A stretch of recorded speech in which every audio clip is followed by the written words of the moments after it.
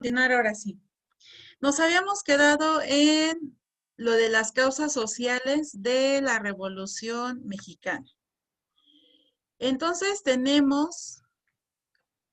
estábamos hablando sobre las jornadas de trabajo, que eran muchas horas de trabajo. Entonces, un trabajador tenía que cubrir una jornada de 14 a 16 horas al día. Imagínate trabajar 14 o 16 días, perdón, 14 o 16 horas en un día. Si un día tiene 24 horas y trabajaba 16, solamente tenía 8 horas de descanso en un día, que el cual pues le servía para dormir prácticamente, ¿no? Entonces sus sueldos eran muy bajos. Por eso es que aquí dice que los sueldos eran miserables, porque realmente pues era muy poco el pago que les daban y por muchas horas de trabajo que tenían que cubrir. Entonces, habría que investigar si tenían al menos un día de descanso o era de plano los 7 días a la semana. Imagínate si fueran los 7 días a la semana, pues sería más difícil, ¿no? Entonces, los campesinos que carecían de tierra vivían como peones en haciendas. Peones quiere decir como trabajadores. Fueron explotados por las tiendas de raya y en condiciones de servidumbre. Y es a lo que vamos a lo mismo. Se les exigía tanto por tantas horas y el pago pues era lo mínimo de lo mínimo, no crean que un sueldo hay más o menos. Entonces, por eso fue que se generó ese movimiento tan importante. Les digo, hace un día como, bueno, el día 20 de este que ya se aproxima, pero hace 110 años que dio origen a esto de la Revolución Mexicana. Bueno, ¿cuáles fueron las causas políticas? Dentro de las sociales ya hablamos sobre las condiciones de vida que tenían las personas. Ahora, de las causas políticas, bueno, aquí lo tenemos marcado que era como un monopolio político. Entonces, el monopolio es un derecho legal concedido por el Estado a una persona, a un grupo o a una empresa para explotar con carácter exclusivo alguna industria o algún comercio. Entonces, esto es a lo que se refiere con monopolio. El ejercicio exclusivo de una actividad con el dominio o influencias de alguien. Entonces, otra de las causas es de que origina que el régimen envejeciera sin que Porfirio Díaz formara e integrara nuevos dirigentes. Se cierran las inquietudes políticas de las nuevas generaciones, también diputados, senadores y gobernadores y demás puestos administrativos de distintos niveles fueron ocupados por elementos fieles al régimen, limitando los espacios requeridos para su consolidación como clase social y por lo que cada vez más numerosas era la clase media. Tenemos una imagen de lo que eran los campesinos, cómo era el tipo de vestimenta de aquellos años. ¿Cuáles fueron también las causas culturales? Tenemos que la revolución fue el latifundismo en enormes proporciones de la tierra que pertenecían a un solo dueño, pero por ser tan grandes no daba para poder emplearlas y aquí construyeron sus haciendas y los campesinos, pues como les comentaba, pues eran los peones. Para eso era que los contrataban. Acuérdate que con muchas horas de trabajo y muy poco el pago que se les daba. Entonces, con la palabra latifundismo, quiere decir que son haciendas agrícolas de muy grandes extensiones que pertenecen a un solo propietario. Por eso es que dice que el latifundismo en enormes proporciones. haciendas grandísimas, pues. Entonces, otra de las causas culturales es de que se fundó la Universidad Nacional de México. En 1910, su fundador fue Justo Sierra, pero solo fue para las clases ricas. Entonces, quienes querían estudiar, pues solamente eran los que tenían dinero, los de las clases altas. Clase media, como que pues no los admitían. Campesinos o obreros, trabajadores, pues ¿cuándo iban a trabajar, cuándo iban a estudiar? Todavía era más difícil para ellos. Entonces, volvemos a lo de la población analfabeta, que era lo que hablábamos en las clases anteriores también. Aquí el 70% de la población de igual forma era analfabeta. Quiere decir que no sabía leer ni escribir. Los ministros de educación durante el porfiriato de Justo Sierra, José Vasconcelos, Ignacio Baranda, trataron de hacer algo por la educación, pero el sistema no les permitió un avance. ¿Por qué? Porque acuérdate que quienes tenían la preferencia, pues eran solamente los de las clases altas. Querían introducirla a más población, pero pues no era algo sencillo. Entonces, el iniciador en esas ideas de sublevación fue Francisco I. Madero, que pretendía quitar del trono a Porfirio Díaz. Porfirio ya llevaba en el poder 30 años, entonces los ideales de Francisco I. Madero ayudaron a que otros personajes en el interior del país se levantaran en armas. No fueron huelgas y que plantones y eso no, se levantaron en armas. Fue así como líderes revolucionarios como Francisco Villa y Emiliano Zapata que se levantaron en armas, pero su lucha no fue homogénea. Entonces, en el territorio mexicano existía una insatisfacción a las formas de gobierno porque, pues aunque existió mucho avance y fue una época próspera con el gobierno de Porfirio Díaz, las clases bajas se vieron aún más desprotegidas.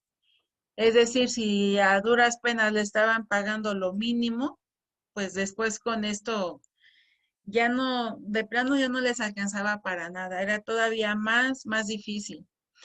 Entonces Madero, que era un rico terrateniente del norte del país, propuso una fórmula de compromiso político, según la cual Díaz mantendría la presidencia y aquel desde la vicepresidencia iniciaría un proceso de reforma.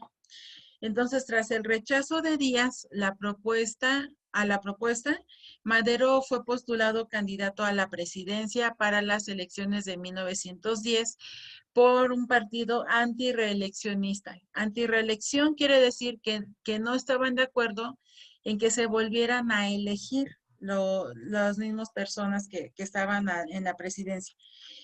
Entonces, que incluía a intelectuales como Filomeno Mata y José Vasconcelos. Las elecciones en ese entonces pues fueron fraudulentas, quiere decir hubo trampa.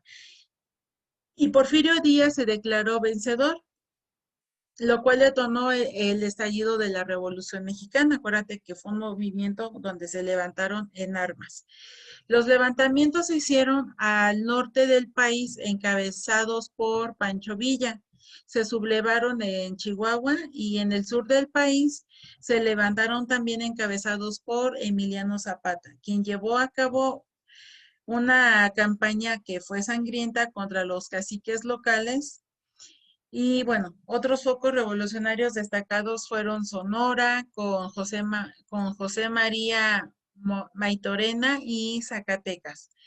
Entonces, con todos estos levantamientos, poco a poco Porfirio Díaz fue cediendo y en 1911 renuncia y le entrega el poder a Madero. Entonces, este presidente no tuvo contento al pueblo tampoco y el pueblo se rebeló porque no les restituyó las tierras a los campesinos. ¿Qué consecuencias hubo? El término del régimen de Díaz, la promulgación de la Constitución de 1917 y la instauración de un sistema político determinado por los caudillos. Tenemos también que la instauración de un sistema denominado maximato a formación de un primer partido político en el país, que era el PNR, que significa Partido Nacional Revolucionario y que fue, bueno, surgió en 1929. Con ello se inicia la circulación de la moneda metálica. También tenemos que el gobierno de Carranza logró detener la inflación. La deuda externa no aumentó simplemente porque no pudo conseguir crédito en Estados Unidos. Entonces, se desconoció los empréstitos conseguidos por los gobiernos anteriores a la revolución. Hubo auge de la literatura narrativa y la mayoría de las novelas adoptan una actitud hostil y escéptica ante el movimiento revolucionario. Entonces, las primeras novelas de la revolución son narraciones sencillas de los acontecimientos que los autores vivieron en los hechos épicos. Novelas no son las novelas que salen en la televisión, sino son relatos en relación a lo que aconteció. Por eso es que dice que son narraciones. Entonces, la mayor parte de las obras fueron escritas por quienes participaron, obviamente, en este movimiento armado y se publicaron entre 1928 y 1940. Pues, ¿quién mejor que las personas que vivieron este movimiento para que pudieran redactar con realidad lo que aconteció en ese momento y no una persona que solamente se lo imaginara? Otra de las consecuencias que trajo la Revolución Mexicana es que se impulsa un proyecto educativo y cultural. El muralismo se convirtió en un arte social y hubo una creación de instituciones políticas y sociales sólidas que contribuyeron a fortalecer la República. El establecimiento de una nueva dictadura no personal, sino del PRI. Hay un fortalecimiento de la corriente sindicalista obrera, se da inicio a las cooperativas agrarias de los campesinos, o sea, ya el pueblo empezó a tener beneficios que, pues, como les comentaba, pues no tenían. Sufrían mucho, entonces ya con esto ya fueron cambiando muchas cosas. Entonces, actualmente no existe un consenso sobre cuándo terminó el proceso revolucionario. Algunas fuentes sitúan que fue en el año de 1917 con la proclamación de la Constitución mexicana. Algunas otras que fue en 1920 con la presidencia de Adolfo de la Huerta o en 1924 con la de Plutarco Elías Calles. Incluso hay una que aseguran que el proceso se extendió hasta los años de 1940. Imagínate si te comentaba que fue en 1910, si hubiera sido lo de 1940, pues fue muchísimos años los que duró esto. Tenemos entonces aquí unas imágenes de personajes que tuvieron influencia en este movimiento.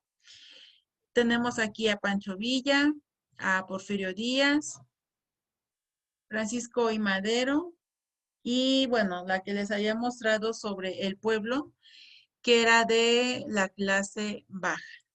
Entonces, hasta en las Maestra, vestimentas tú te das cuenta cómo era. Mande. ¿puede repetir las imágenes? Ah, claro que sí. Aquí, ¿verdad? Sí, Ajá. La de Pancho Villa. Ah, porque van tomando captura también de pantalla, ¿verdad?